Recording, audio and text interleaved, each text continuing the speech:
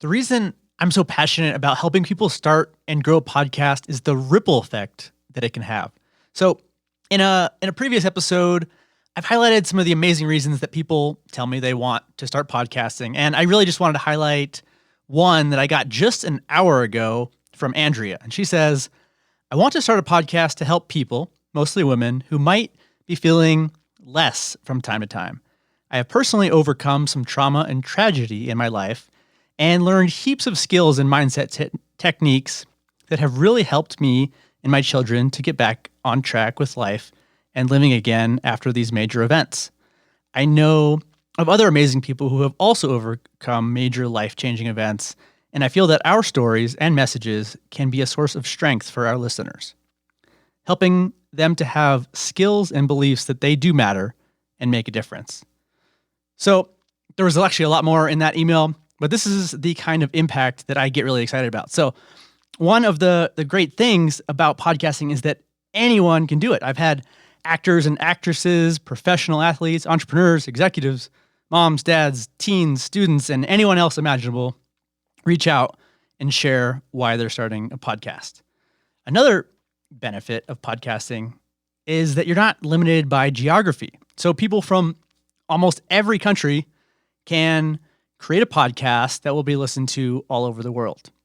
And even your co-host doesn't have to be from the same city, state, or country. Actually, one of my favorite podcasts to learn from is by a couple of people who, one of them lives in the UK and one of them lives in Eastern Europe. So just a little example there. And really, by helping you get started, your listeners are learning to cope with anxiety, suicide, learn about religion, hear about another political perspective, learn a new skill, grow a business, and so much more. So I not only want to hear your success stories, but I want to hear the feedback and success you receive from your listeners. And that's what kind of gets me excited, and I'm here to help you every step of the way. So I love that something like podcasting can make such a positive impact on the world. So as we go into 2020 and a brand new decade, now is the perfect time to set goals and get serious about taking action in your podcast. And that might mean different things for different people. So if you haven't started a podcast yet, just head over to podcastinsights.com and sign up for the free 10-day How to Start a Podcast email series. And that's where I get a lot of the feedback on why people want to start a podcast. And the 10-day series will walk you through how to find and narrow down your topic, how to come up with episode ideas, how to choose a name, show format, and episode ideas, what equipment to get, what software to use, and of course, how to get on Apple Podcasts, Spotify, and other places that people listen to podcasts.